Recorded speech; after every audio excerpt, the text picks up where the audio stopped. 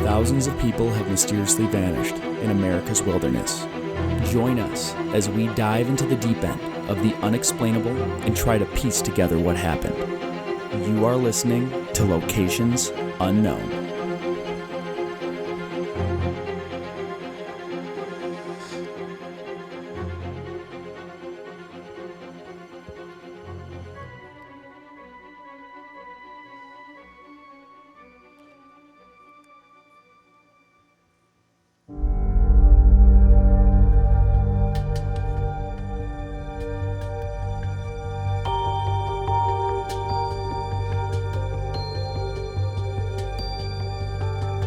What's up, everybody, and welcome back to another episode of Locations Unknown. I'm your co-host, Joe Irado, and with me, as always, is a guy who would have paid off everyone's student loan debt if he had the means, Mike Van de Bogart. Thank you, Joe. And you totally would have. You're a good guy. Yeah, I would have if I had the money. Yeah, if you had like $1 trillion. $1 trillion. But thank you once again to all of our loyal listeners for tuning in. Just a couple of announcements here. First, we're going to give some new Patreon shout-outs. Do that first one last. Okay. Susan DeGaia, Kelly Snyder, Bobby Clark, Edwin Hom, Corinne Elstad, Hoyt Newsom, Casey Majewski, and last but not least, Peter Calero Rodriguez. Apologize for missing you last episode. Yep, we missed him, and it's funny because I know him, and he signed up to be nice. I play Call of Duty with him, and we got online. He's like, so I listened to your last episode. I was like, oh, what'd you think? He's like, well, I didn't hear any of the names of your newest supporters. And I was like, yeah, we did. He goes, I was one of them, and I didn't hear my name. We missed him. That was my fault, so sorry, Peter. I'd also like to give an episode shout-out, a suggestion shout-out to John Lucke. So sorry about pronouncing your last name wrong, but thank you for the episode suggestion. This is a very interesting case. Like we say every episode, if you want to call the show and leave a voicemail, it could be nice, mean, funny, call 208-391-6913. And if you're listening to the show and you like the show, we just go out onto like iTunes or Spotify or wherever you listen and give us a good rating.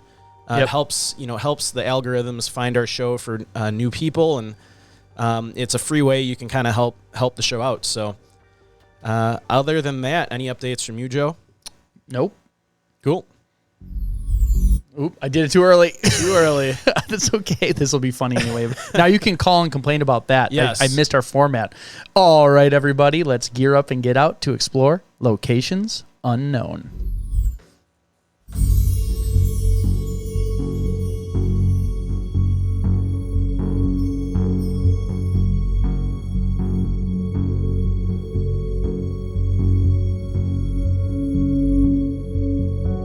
June 24th, 2006, an experienced hiker set out into Olympic National Park to take in nature on a simple day hike. After he did not return to work, he was reported missing. Was it a simple accident or a major government cover-up? Join us this week as we investigate the very strange disappearance of Gilbert Gilman.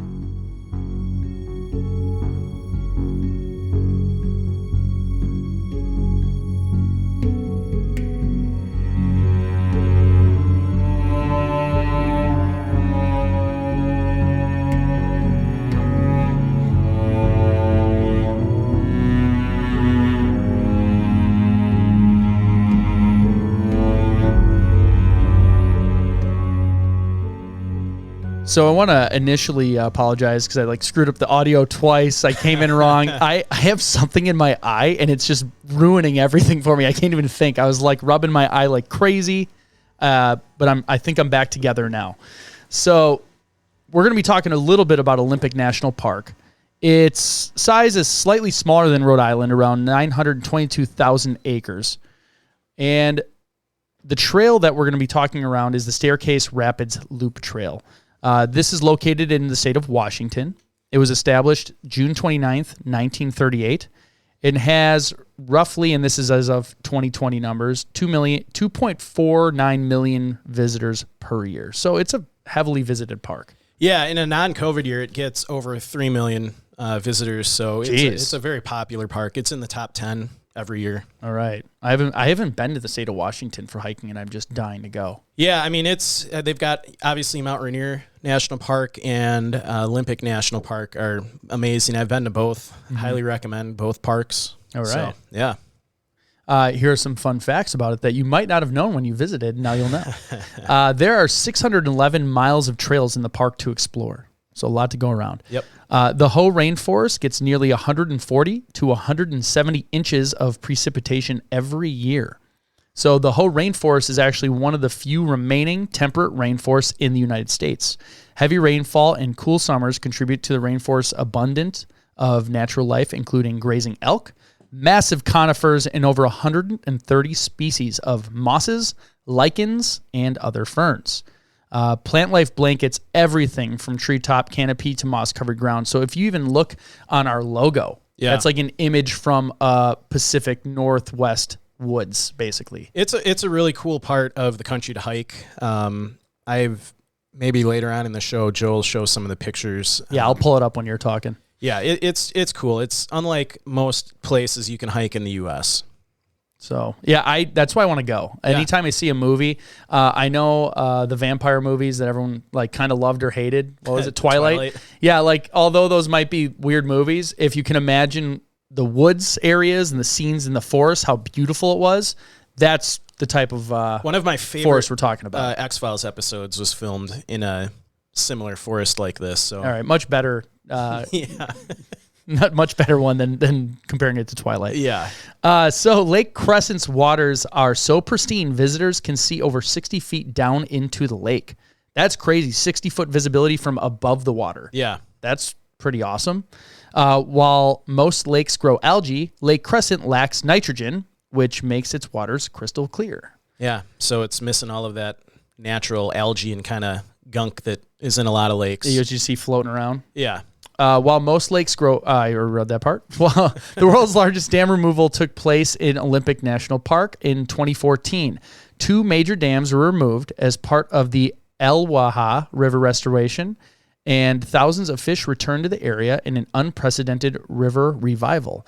The 210-foot-high Glines Canyons Dam and 108-foot-high Elwha Dam stood for over a century.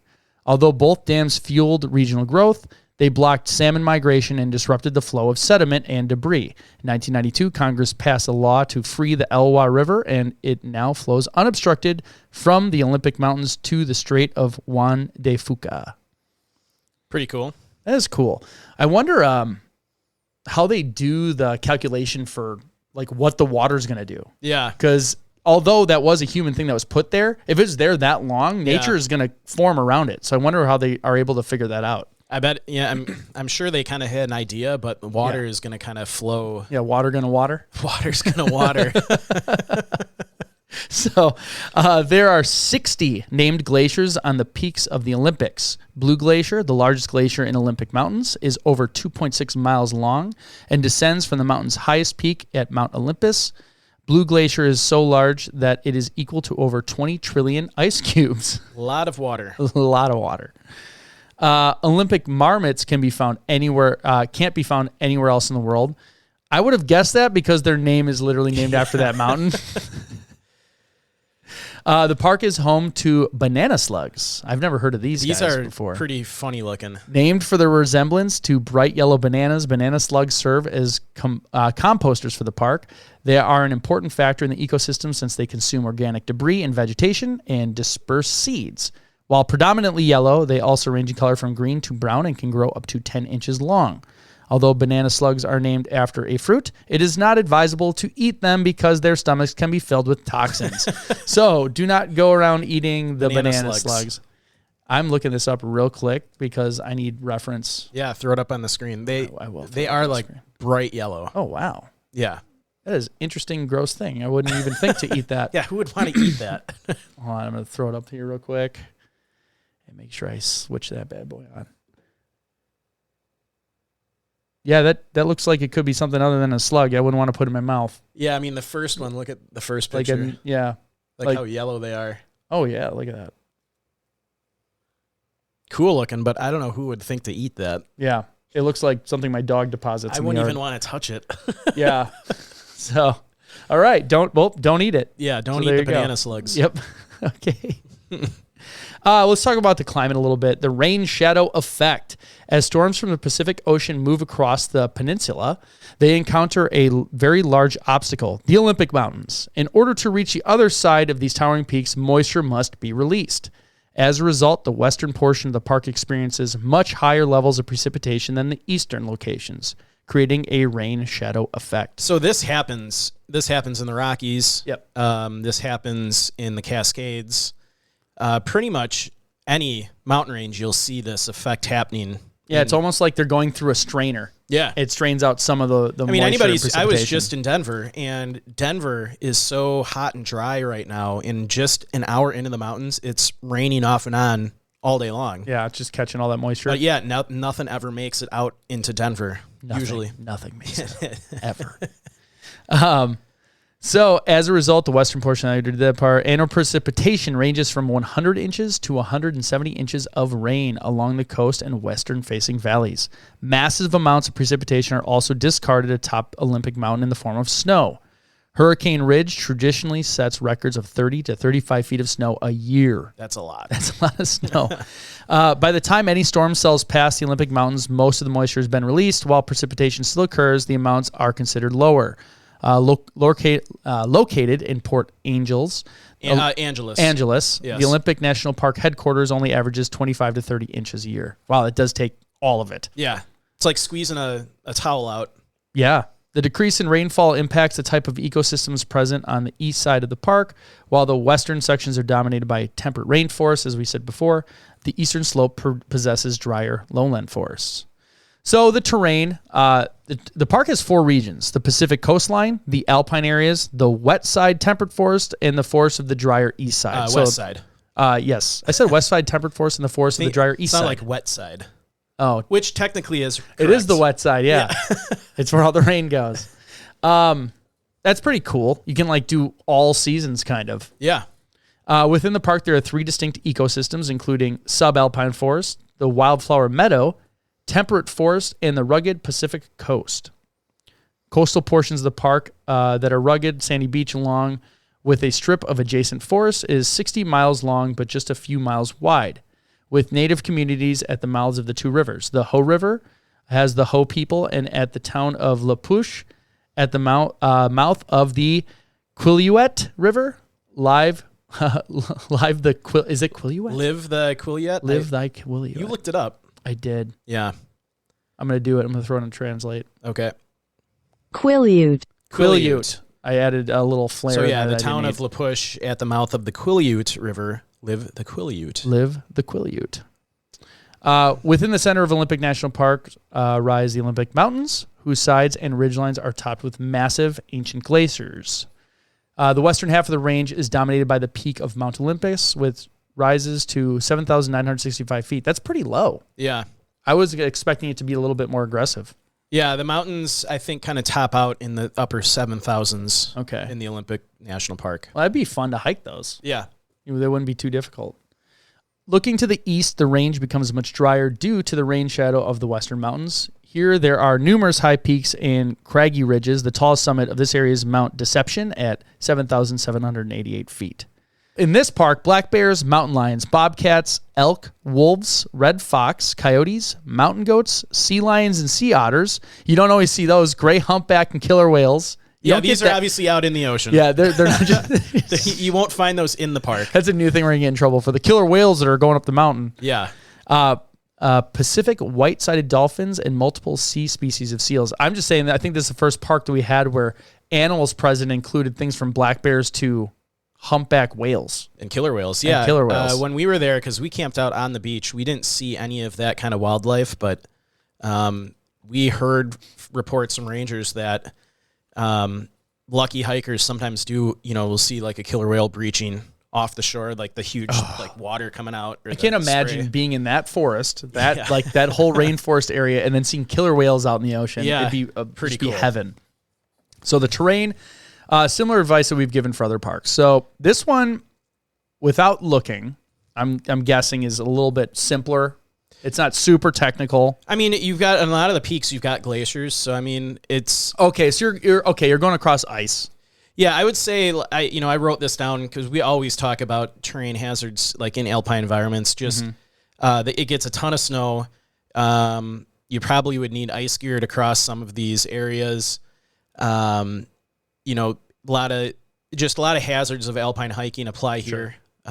So we've covered that almost every episode. So Joe's. I'm gonna try. It's not up on the screen yet. I can go through a few others here. Yeah, go through those. I'm gonna try and pull this up on Google Earth. Some of the other hazards, obviously, like we said, heavy snowfall. It's not uncommon for snowfall and heavy rain to occur into the month of June in the higher elevations. Hikers should always check trail conditions, as many of the high elevation trails may be impassable due to snow. They do get a lot of severe storms and flooding, so the flooding can close roads and limit access to the park. So you just got to be mindful of when you're going hiking, because you could get out there and then not be able to get back. Avalanches are a threat. Now, Joe, this is a new one that we've never had really in a park we've covered, tides. So... Oh yeah, if you can camp on the beach. One of the things on the beach where is in low tide, you can get across the beach a lot easier, but when the tide comes in, you can get stuck in spots. So at low tide, you can walk down Olympus beaches safely, rounding some of the headlands and exploring tidal pools. What a lot of hikers don't realize, though, is that high tide can make some of these headlands impassable, such as the Point of Arches in Shishi Beach or Hole in the Wall on Rialto Beach. If you are unaware of when the tides are coming up or down, you could get trapped between steep cliffs and the water, leaving you no escape. And people have died because of this in the park in the past. So, like it comes in so fast, they're like in between the two, and then. Well, they don't expect for it to. It's at Pillar Point, right? Hole in the Wall on Rialto Beach, or Point of Arches on Shishi Beach. So difficulty in general. This park was actually ranked as the 9th most dangerous national park in the United States based on SAR incidents. So there were 204 SAR incidents between 2018 and 2020, which placed it at 9th. For perspective, Grand Canyon was number 1 over that same period with 785. So jeez. It's still, there's a lot of, I think there's just so many different ecosystems you can hike, and people might not be prepared for everything. So... Well, I can see right here, Point of Arches. Look at this. Yeah. You know that, like, you can walk here probably when it's down. When the tide's low. Yeah, and if you get stuck in there, it's all rocks. Yeah. Okay. So, like what we said, that we've talked about a lot of the difficulties hiking in alpine environments, but there's 2 things you really should have if you're planning to hike in Olympus National Park, especially on the beach, is a tide chart and topographic map. So, at Olympus, sometimes there's only one low tide on a day, so it's extremely important that you understand how to read a tide chart and have the topographic map with you. You don't ever want to assume that there will be 2 tides in one day, and don't assume that the tides will be the same time each day, because they usually are different. And if you're unaware of when the tides are coming up and down, you could get trapped, like we said. A topographic map will also let you know what headlands become impassable at high tide, which ones should not be passed regardless of the tides, and what areas to use caution when exploring the beaches. So yeah, like you go around these to get to other beaches. So like you can walk around and get there, but if you get stuck in the middle, yeah, absolutely, game over. So anyone who is planning to hike this park, all you got to do is stop by any Olympus National Park Visitor Center or Coastal Ranger Station, and they will have both a topographic map and a tide chart. You can also go on to the National Park Service website and download the tide chart. We actually grabbed tide charts when we went to Olympus, because we obviously were camping out on the beach. So we got a crash course in how to read tide charts from the Rangers. So, Joe, do you want to jump into character profile? We'll talk about Gilbert Gilman. Yep. I love that name, by the way. Gilbert Gilman. Yeah. Gilbert Gilman was born on November 26th, 1958. The date he went missing was June 24th, 2006. There have been no remains found. He was a male, so he's aged 47 at the time of the disappearance. He was 5'7", 165 pounds. He had graying brown hair, brown eyes. He wore eyeglasses. It was said that he was nearly blind without them, so he was probably wearing those. Yep. bright blue and green Hawaiian shirt, khaki pants or shorts, sandals, prescription sunglasses. He was driving a 2005 silver Ford Thunderbird convertible. And he had a camera and no backpack. He lived by himself in Northeast Olympia, so this is an area for him. He wasn't on vacation or anything. Yeah. He was in very good health at the time of his disappearance. He came to Washington, actually, in 2004 to manage the congressional campaign for Sandy Matheson, the director of the state pension fund, as the director of the state pension fund. Worked under Matheson as the deputy director of the Washington State Pension Fund, formerly worked as a military interrogator and took assignments in counterterrorism and counterintelligence. This is where the Hawaiian shirt comes in. He probably had a bucket hat on, too. Right. He also worked as a civilian contractor for a year in Iraq and was fluent in Arabic, Russian, and Chinese. He was an Army paratrooper and had served in Panama, East Africa, and Israel. He had combat experience with the 82nd Airborne and received 2 Bronze Stars. He had degrees from London School of Economics, Union College in New York, Solvay Business School in Brussels. So he was, I would say, we don't know his experience level in this area, but I would say based on his military training, he was probably very experienced. Yeah, paratroopers learn survival. Yeah. So you'd have to go through survival school. I think extremely experienced. Yeah. A little too experienced. Yeah.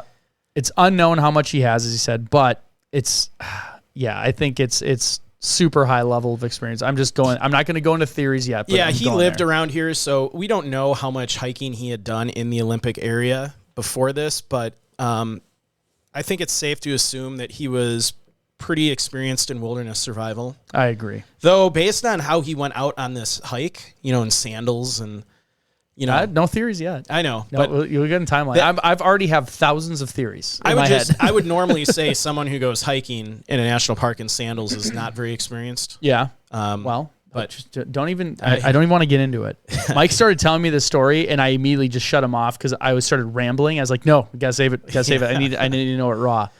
All right, Joe. Why don't you give a little shout out to this episode's sponsor, Mike? Our next partner has a product I use literally every day. I started taking AG1 because, as many of you know, I got into competitive drinking and was feeling slow and sluggish on training days. I was taking more supplements than I could count, and nothing was helping. One of the fighters at my gym recommended Athletic Greens AG1 Daily Health Drink, and I've never felt better. 1 scoop of AG1 in the morning has me ready to take on Thanos, Avengers reference, by the time I get to the gym. 1 serving of AG1 contains 75 high-quality vitamins, minerals, whole food source superfoods, probiotics, and adaptogens that supports better sleep quality, recovery, mental clarity, and alertness. All things very important in the world of combat drinking. Drink fighting. Best of all, it costs less than $3 a day, from which my own experience is cheaper than getting all the different supplements myself. For less than a cup of Starbucks, you can make an investment in your own health that I can personally vouch for. Right now, it's time to reclaim your health and arm your immune system with convenient daily nutrition. It's just 1 scoop in a cup of water every day. That's it. No need for a million different pills and supplements to look out for your health. To make it easy, Athletic Greens is going to give you a free 1-year supply of immune-supporting vitamin D and 5 free travel packs with your first purchase. All you have to do is visit athleticgreens.com/emerging. Again, that is athleticgreens.com/EMERGING to take ownership over your health and pick up the ultimate daily nutritional insurance. All right, so we are going to jump right into the timeline. So I told Joe this before we started. The timeline is a little sparse, just because he was only hiking a day hike, and he was reported missing pretty quickly. So we'll jump right in. It's June 24th, 2006, which was a Saturday. Gilman headed to Olympic National Park. He was going to do a quick day hike of the Staircase Rapids Loop Trail to take some photos in the park. So, Joe, while I'm going through this, why don't you, if you can, go to All Trails and see Rapid if you Loop can, Trail? Yeah, it's called the Staircase Rapids Loop Trail. Weather that day, from reports we got from park rangers, was it was hot and sunny, so there was no inclement weather in the area. It was just hot and, a day where you'd need a little more water probably. Gilman parked his car at the Staircase Ranger Station. He briefly spoke to park ranger Sandy Lustig. Lustig said Gilman was carrying a camera but not a backpack, which Joe had mentioned in the character profile. The ranger said, I could actually hear the music playing in his car and went out to see what was going on. And I had a brief conversation with him and asked him to turn down the music. I got the sense he was going for a hike. This would actually be the last time anyone would see Gilman. I'm going to go into just a little bit of information here on the trail he was on. So the staircase area of Olympic National Park is located about 30 minutes outside of the town of Hoodsport in a lowland old-growth forest. It is the base to a seasonal ranger station, a campground, and a trailhead for the North Fork Skokomis River Trail, a beautiful spot for backpacking or for day hikers, beginning of the Staircase Rapids Loop. And unfortunately, this was not an area of the park that we hiked when we were in Olympus, so I don't have any personal experience. Way to go, Mike. On this trail, yeah. Next time, think about that, okay? Yeah, we hiked before the podcast exists. 7 years ago. Yeah. So the Staircase Rapids Loop Trail is a 2.1 mile, relatively flat loop taking hikers around the canopy, taking hikers under the canopy of 300 to 400-year-old Douglas firs, western hemlocks, and western red cedars. The trail follows the North Fork Skokomis River and meanders through the woods, passing by mossy trees and ferns. A spur trail heads to a large fallen cedar. There was a suspension bridge built in 2013 that crosses the river, giving a viewpoint of the rapids. The original bridge was taken out by high water, and the new bridge was built much higher to accommodate the spring runoff.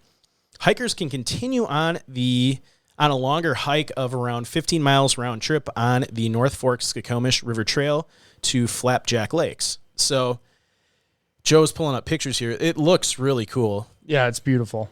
But it's one of those trails that you could really get done in a morning, like pretty quickly. Yeah, the elevation gain, if you look down here, is like not too wild. And we're talking about a guy, ex-paratrooper. 9% grade, that's about the highest. In good physical condition. Like, this should not have been any challenge for him. The weather was good that day. Yeah. There's water in the area that you could fill up with a filter if you had to. So there's not really a reason why you would go missing on this trail. It looks very well identified, the entire trail. Like, there's no chance you're going to go off trail on this one. Yeah. So I'll keep flipping through some photos. That looks really cool. I'd totally hike there. Yeah. That'd be like if at the end of the day, like you have enough time to do another day hike, but you can't really do something longer than a couple miles. Look at that tree. Look at that guy. These are all images on all trails, by the way. So I think that's the tree they mentioned. There's a spur that goes off to this fallen cedar. Oh, yep. There you go. Yeah. I think that's it. Yeah. Looks like a very cool place. Yeah. So fast forward now to June 25th of 2006. And Gilman was supposed to accompany Sandy Matheson to a meeting in Spokane, Washington on Sunday, June 25th. When he failed to meet Sandy on Sunday, he was reported missing to the authorities. So now it is June 26th, 2006 at 8 a.m., which is a Monday.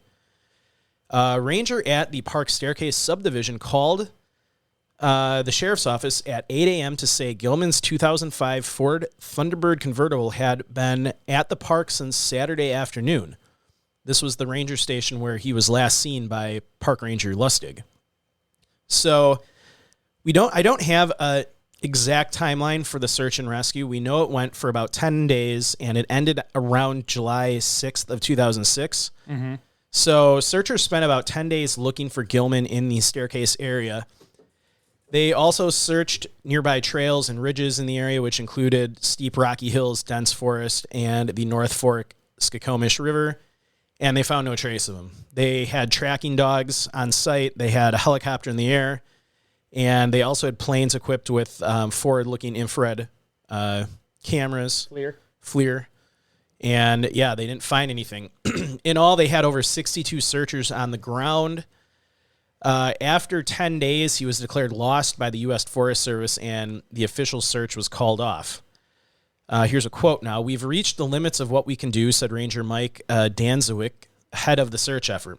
"Park employees will keep looking, but while doing their usual work," said Kat Hawkins-Hoffman, park spokeswoman. She also said, "We did not call off the search. Employees will maintain a heightened sense of awareness for the missing man while getting back to our normal staffing level at Staircase," she said. Hoffman said the park officials had conferred with members of Gilman's family. Those included his mother, Doris Gilman, and her partner, Bert Persky, Gilman's sister, Lori Matheson, of New York, and his girlfriend, Donovan Slack, 38, a reporter for the Boston Globe. So fast forward now to August 27th of 2015. Gilman was declared legally dead on August 27th. We've covered this before, I think, in other states, but to be presumed dead in Washington, an individual must be missing and not heard from for at least 7 years with an absence that is not satisfactorily explained after diligent search or inquiry. So It's very specific. yeah. So fast forward now to, so actually we're going back in time a little. Apologize for this. So that Fast forward till we go all the way to the beginning. yeah, back in time.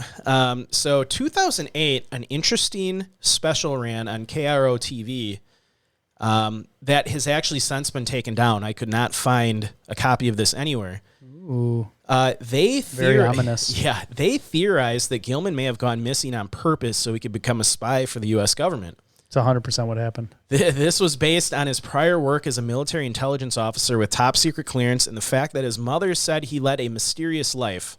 So his mother was fully on board with the theory that he went missing on purpose to become a spy. Or he probably already was one. Yeah. So now we are going back, fast forward into time again, 2014. Another really interesting... No, he already is one. Oh, you think so? We'll get into that. Yep, I'm biting my tongue. Like, this is very difficult for me to just sit and listen.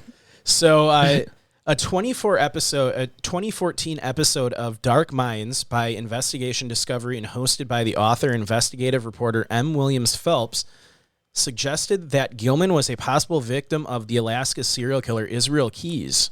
The FBI said Keyes, a carpenter, was arrested at age 34 after admitting he murdered an 18-year-old Anchorage girl. So he sought many of his victims while hiking and camping in remote locations. He traveled all over the U.S. on trips to the wilderness, and it seems that on these trips he sought out murder victims and disposed of them discreetly in an effort to avoid detection. Keyes ended up committing suicide in custody in Anchorage in 2012. Keyes was an avid hiker who lived in the Nia Bay. You want to look that up? Click on it so I can go to where you are. We want to get the names right. Yep. It's Neah. It might be Nia Bay. Or Nebe. Nebe. I don't know. Let's see. What's our translator say? Nia Bay. So he was an avid hiker who lived in Nia Bay in Washington from 2001 and was issued a few overnight backcountry permits that allowed him access to the Olympic National Park during that time. According to author Molly Koneski, Keyes was completing a marathon in Port Angeles around the same time that Gilman went missing. He came 90th in that race. Keyes was eventually linked to the murders of 11 people from Vermont to Washington between 2001 and 2012. Before Keyes died, he did say that he killed a couple and 2 individuals in Washington, dumping them in lakes, including Lake Crescent near Port Angeles, which is 650 feet at its deepest. But in March 2014, Anchorage-based FBI special agent Kevin Donovan said that Keyes was unlikely to be involved in Gilman's disappearance based on evidence and reviews of unsolved homicides and missing person cases. So, interesting little sidebar. So we've got a couple things going on here. We've got, obviously, I've got some notes before we jump into theories, but don't go too deep. No. But I think, we've got, obviously, the normal things that could have happened, injury, exposure, stuff like that. We've got the potential that he disappeared himself on purpose to become a spy, or as Joe says already is a spy. And the third thing is he could have been one of the victims of this serial killer who was in the area at that time. The funny thing is, 2 of the 3 theories are off the deep end theories that are possible. Yeah. and the least likely possible one is not the most interesting one. I know. The least likely possible is the serial killer one, but that's not the most interesting. No. That's what's crazy about this entire case. Yeah. So Just some side notes on this case. They did do a search of Gilman's house and found a laptop computer, a BlackBerry device, and a trip schedule for Spokane. So they didn't find anything, Oh, he was totally planning to go somewhere. I can't believe he disappeared. He had all these plans. And interesting, perfectly laid out. Yeah, interesting enough, this is not the first time someone's gone missing on this trail. So in the 1980s, 2 hikers reported missing after hiking in the Staircase area, and they were never found. So this area does have Do they also work for the government? Yeah, right. So this area does have a history of people going missing in it.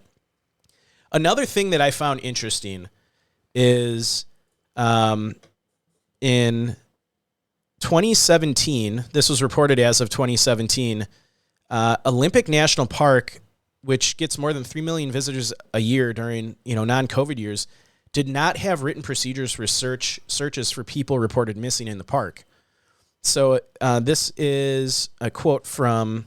Were they the only park in the country to not have written procedures? That I don't know. Because it'd be very convenient to have a search effort that doesn't work too well. Yeah, that's the part if you're planning on going missing. Yep, yeah. So this is a quote now. Olympic National Park does not have park-specific written guidelines or policy related to missing persons, so they use the National Park Service policy. ONP Acting Superintendent Lee Taylor wrote to the Peninsula Daily News in response to a FOIA request. The 82-page National Park Service Search and Rescue Reference Manual does not mention missing persons, though it says the initial report of an overdue hiker may only warrant an evaluation using a search urgency chart and that no other action may be needed until more time passes. So I included that in this case only because now, while this procedure could have changed by now, during the time he went missing, the park itself didn't have a detailed search and rescue plan, which is kind of odd, being that their park is one of the parks that has some of the most SAR incidents in the country. So you would think they would have their own developed plan that's tailored to that area, but they didn't. So I only add that in because did that mean like the search for Gilman was not up to the quality of searches that we've had in other parks just because they weren't trained properly or didn't have the proper guidance on what to do? Yeah, maybe. So I just included that. I found it kind of interesting. I think all the parks we've talked about seem to have pretty detailed SAR plans in place. So I found that a little interesting. So we'll jump right into theories here. So this is interesting. The official theories are authorities and his family believe he still may be alive and may have left on his own account. His bank accounts are still being monitored to this day in accordance with the theory that he went missing intentionally. So the authorities don't think that he's in the park. They think that from what I read, I don't have it included here, there is a pretty easy way from the Staircase Trail to get down to, you got to go down like another couple trails and you can get to like a Forest Service road. Okay. And they theorize that he could have just hiked, down these trails and met someone on that service road and poof, he's gone. So I think that's really interesting. This would be, like you said, off the deep end theory in any other case. And the authorities in this case think that's what he potentially did. So my personal theory, I have a hard time coming to the spy theory. What? Like, why do you need to go out on a hike to do it? He lived by himself. Just leave. And you draw less attention to yourself if you just left. There's 2 theories within the spy theory. You understand this, correct? You tell me. Tell the listeners. How are you not on the same page? We're almost a conspiracy theory podcast, kind of. Yeah. Like, we report real things, but we're like the Venn diagram for conspiracy theories and missing persons. We're like in the middle. Would you agree that if your goal was to disappear and become a spy, less attention would be drawn to you if you just left your apartment one day and didn't come back versus go hiking and start a massive search looking for you? Yeah, if you think like a mere peasant. Well, what's your? That's what you'd expect them to do. That's why they absolutely don't do it that way. So I mean, if this was Hollywood, you would have like a cadaver. Oh, that sure. matches your appearance, Which is why you don't do it that way either. you don't do. So what do you think happened? I think he's definitely a spy. And obviously, I don't know the exact mission or reason, but he needs to disappear for certain reasons. I mean, That's speaks. This is one of the theories, is he needs to disappear and be declared dead for whatever reason. Yeah. For undercover missions or whatever. Second thing, he was captured by the enemy. Okay. Because if he's been involved in all that stuff, they could have been monitoring him, and he's somewhere overseas in a black site being pumped for information, and they got to go get him back. Okay. Those are the two scenarios in the spy. I think those are the most likely. Most likely. Serial killer, no way. Don't think it was a serial killer. Combat trained. He's obviously, I don't think it said special forces, but a lot of times you don't know. They always show those pictures of the guy's faces crossed, so they don't know if he went for training. Can you imagine being a serial killer and the one guy you pick is ex-paratrooper intelligence officer? Yeah, the only reason we know that theory isn't correct is because the serial killer, Keys, never randomly was injured in hiking by somebody. He comes back with a broken leg. Yeah, in his story when he was arrested, he never said he was assaulted in the woods by somebody, because that would have been our guy. Yeah. So I think and that trail is simple. Yeah. And he's trained. I mean, he saw Military combat trained, overseas. Bronze stars. Yeah. Like he didn't trip in the river. I mean, yeah, he could have. Yeah. Sure. But he's not clumsy and around because he's out of shape. So he didn't have, a harp on this. He didn't have proper gear to go hiking. Yeah, because he wasn't hiking. Yeah. That's the one tell. Yeah. I'm going to go take some pictures. Yeah. I guess He was dressed up like the stereotypical undercover Fed from that time. Hawaiian shirt, cargo shorts. He reminds me of the older guy in Burn Notice. He's like the dude. Yeah. He's like the dude in Jurassic Park when, he meets him at the diner in Costa Rica. Yeah, and he's all pretending to be undercover. Dotson. We found Dotson. Hey, don't use my name. Yeah, he's wearing what Dotson's wearing. And then they go to his house. They go to his house, and he has all these plans laid out in his phone, and all these things that he totally, A, wouldn't just have laid out, and B, why is his phone sitting there? Why doesn't he have his BlackBerry? Yeah. Look up Dotson. BlackBerry, the most secure phone in the world. Yeah. Until they got overtaken. Yeah, I don't know. He did speak Arabic, Russian, and Chinese. Arguably, the three most important. If you're going to be a spy, you probably want to know. If you're going to be an interrogator, you're going to want to know one of those languages. There you go. Hopefully, we don't get a YouTube hit for this. Yeah, well, it'll be one clip. Sound on. Yeah, I got the sound on. Okay. Dodson, we've got Dodson here. That's our guy. Nobody cares. Nobody cares. So we got Dotson, and he's a spy. So you think either was captured by the enemy on his hike. I think it's more likely in those two scenarios that you mentioned that he disappeared himself, because if he truly was going out there to hike, he was completely unprepared. Hold on. You've just introduced a third spy theory. Okay. He's disappearing himself to hide from our own government. He's that good. He's Jason Bourne. It's like he went out there and then no one knows where he is, and the government's looking for him, or enemies looking for him. He's living his life somewhere, somebody else right now. Do you think he's listening? I hope so. Godspeed, Gilbert Gilman. I mean, even that name, Gilbert Gilman. Well, it's his real name. That was his real name that he got from the government when he started doing all that overseas contractor crap. You don't know what his name was before that. His mom's name is Gilman too, though. I'm sure she is. I'm sure she's totally not a Fed also. His whole family of spies? No, just the ones that are part of this Gilbert Gilman story. Okay. So your theory is he's either... My theory is he's a spy, and this is spy-related. Spy-related. Now, there's lots of spy-related veins we could go down. Spy-adjacent. Spy-adjacent. Yes, spy-adjacent theory. Okay, so I'm going to rule out. I have a feeling that there was a nuke in Chicago that he disarmed that we don't know about. There's going to be an attack, just because it's close to us and it's the first city. I just was there. Okay. I'm going to rule out animal attack. I don't think 100%. He'll take out a black bear with his bare hands. Well, and they're scared of humans. Though we've been yelled at, listeners have yelled, Yeah, I have firsthand experience of chasing black bears out of my camp. They're scared of humans. Yeah. 90% of the time. And I've firsthand been in the presence of a grizzly in the wild and a black bear, and I'll tell you, I was much more scared of the grizzly. Yes. I was about 50 yards from a grizzly, and Flat Top Mountain? no, this was in the Tetons. Oh.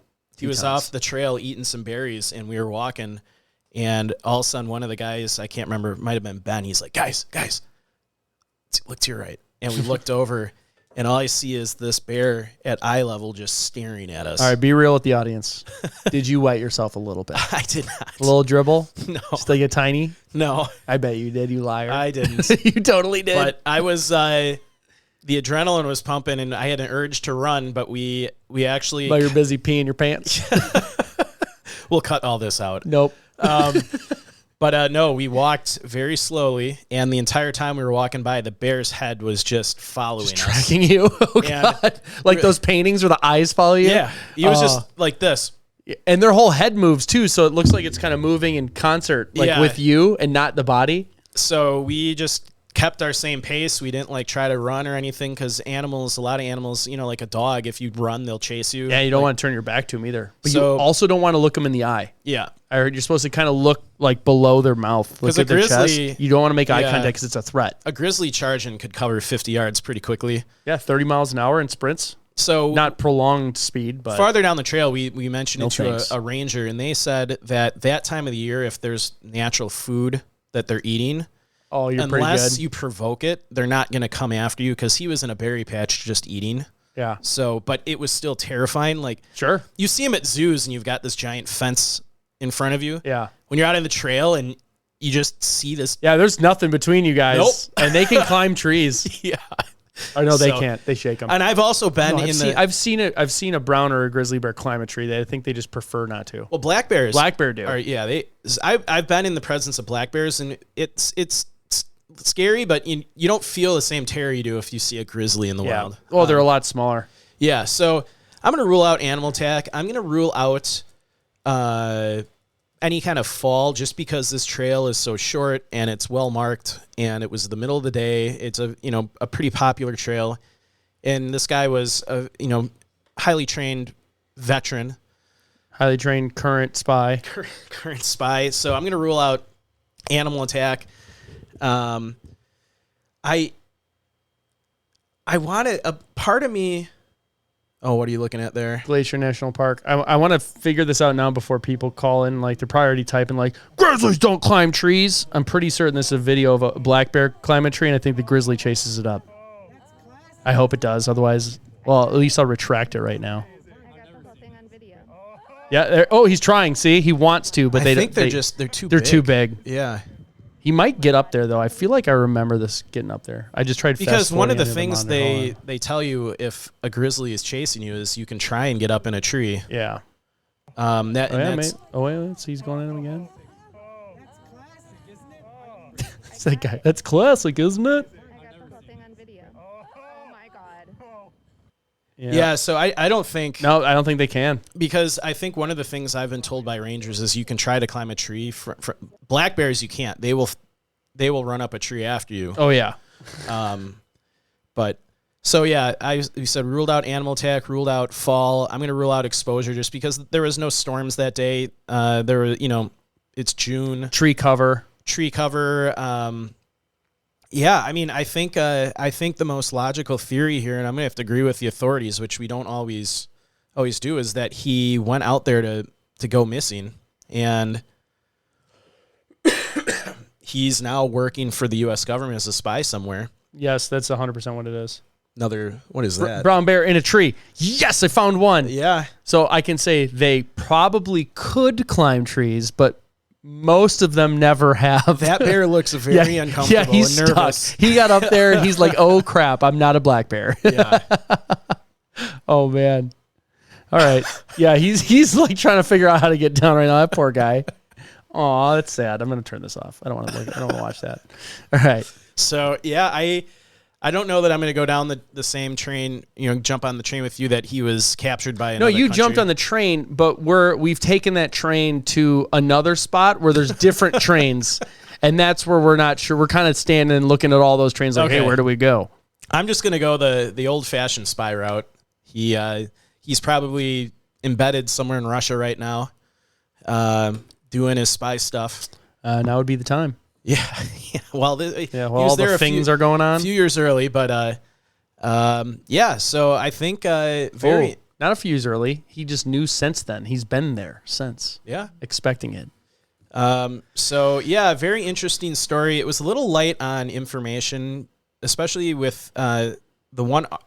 I wonder why, Mike. Yeah. I wonder why there's not a ton of information about this story. The one big piece of information from KRO TV, that special I tried to find, was taken down. So that had a lot of information that we probably could have gotten on this.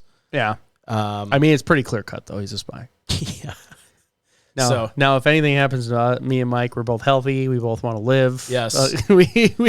And Gilman, if you are listening to or this, I'll join. You could. Well, I can help. You could call our number and let us know how things are going. Maybe he's so good. He's the Bigfoot guy who keeps calling in. Hey, he's been priming it. Yeah. So he can feed us information. I don't know. An interesting little case here. Thank you to John Lucke. That's my off the deep end. I'll end it there, I promise. Okay. I'll have one little story after this. My off the deep end is he is the Bigfoot guy, and he's been leaving those messages knowing we're going to play it on a Patreon, and there's a secret message embedded in each one of those messages. So the message that it's getting to is one of our patron members. Okay. Boom. That's off the deep end. Now, was there something you were going to share with everyone that you forgot last time? I can't remember now.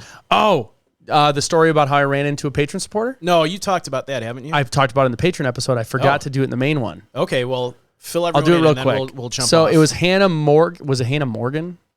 I'm going off memory, which I'm surprised I ever remembered that much. Well, tell the story and I'll look it up. So I was at the Dirty Heads concert in Milwaukee, and I got pit seats because when you go to concerts that not a lot of people know about, you get really inexpensive front row seats. So I was in the pit with my wife and two friends of ours, and we were leaving to go to the bathroom or go get some drinks, and somebody reached out, and I think she either grabbed my arm or like tapped me or just like got my attention. And she goes, "Are you Joey Rado?" And I'm terrible with like names and faces and even people that I've known from a long time ago. So I freaked out and I was like, is this someone from high school? And I'm forgetting who they are. I'm going to look like an idiot. Hannah Madden. I was pretty close, right? Yeah. So she's like, "I'm a patron supporter of the show." So she actually recognized my face from a podcast, which is actually pretty cool because video is not a major part of our show. So she knows what we look like, and she recognized me.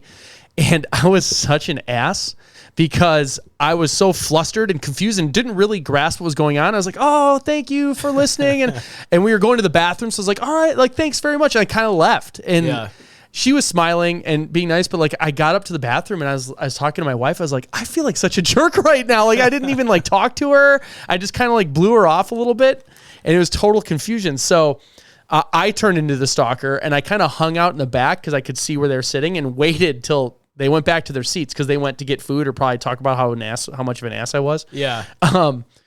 And I waited till they got back and it went down and I was like, I'm so sorry. I just like was thinking about it and I was so confused at what was happening. And so I spent a lot of time talking with her. We took some pictures I posted on the internet. And she was talking about how one of the funniest things she heard on her show and what she was always laughing about was the episode we were talking about. If you're stuck at the top of a mountain in a lightning storm, you can bend over. So if you get hit by lightning, it hits your butt and goes through your leg into the ground. It doesn't hit your vital organs. Yeah. It's like kind of would work and it's kind of a joke. Yeah. But it would I would totally do that if I was stuck in there.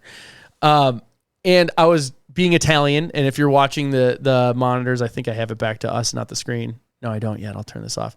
So I'm always like this, big arms, Italian, describing things. And I was drinking a little bit at the show, so that part took in it. So I'm explaining, like bending over, and I move my arms go. I knock my wife's beer completely out of her hand, goes flying. And she's like, "See, I just hit the camera. Look at." I'm such a klutz. So we're laughing. I feel like such an idiot because not only did blow her off the first time, then I come back, I'm apologizing, just being completely flabbergasted. Yeah. And we were laughing. I was like, "So anyway," and I go back to explaining it. And I bent over and some other guy's walking by and I knocked the beer out of his hand. So I'm like trying to give this guy money. I'm like, "I'm so sorry. The beer's only probably $8." Yeah. So it was just a disaster. But Hannah, it was awesome seeing you. I mentioned this on the Patreon episode. You heard it, but I felt everyone deserve to hear how much of a klutz I am and how terrible I am in person. So if you say something to me and see me, which I doubt will happen again, I thought that was pretty unique. Yeah. But if you do, and I'm weird, it's because that's how I am. I'm just weird and not well put together. So there's that. And I have one more piece of information, just government conspiracy real fast. Okay. I have to get this out because I heard it today on the internet, which could be fake. But apparently there was a guy who owned like 45 Domino's pizzas in the Washington area, like the DC area. Yeah. And they started realizing that like the Pentagon and the White House, these government buildings would have random like high increases in pizza orders at weird hours. Yeah. And then within 40 days, a major event would happen. So he totally like was monitoring like, wow, they're ordering lots of pizza all hours of the night at the White House. And then something would happen. And they called it like the pizza meter or something. He dubbed it. Pizza meter? So they actually changed the way they get food in late at night because of this guy. Yeah, like That's it hilarious. was like a total hack. Like he's figuring out like stuff was happening. So with that said, thanks again for tuning into our show. We appreciate you all for listening, even after all the things that went wrong, and sharing locations unknown with your friends and family. Be sure to like and follow us on Facebook, Instagram, and Twitter. We do have the YouTube channel that you can subscribe to, as well as subscribing to our Patreon if you want to help support us monetarily. You can also visit our Facebook store and our website to buy cool swag. Otherwise, you can always donate or simply log on and hit that 5-star button. If you don't like us, call us. Don't rate us badly. And remember, when enjoying the beauty of nature, whether backpacking, camping, or just simply taking a walk, always remember to leave no trace. Thanks, and we will see you all next time.